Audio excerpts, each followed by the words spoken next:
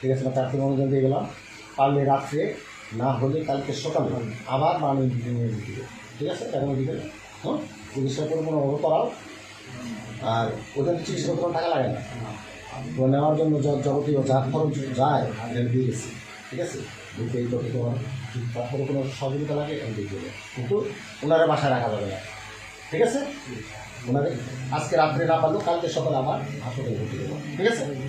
ঠিক আছে, হ্যাঁ, সকালে 10টার ভিতরে চলে যাওয়া। বুঝতে পারবে?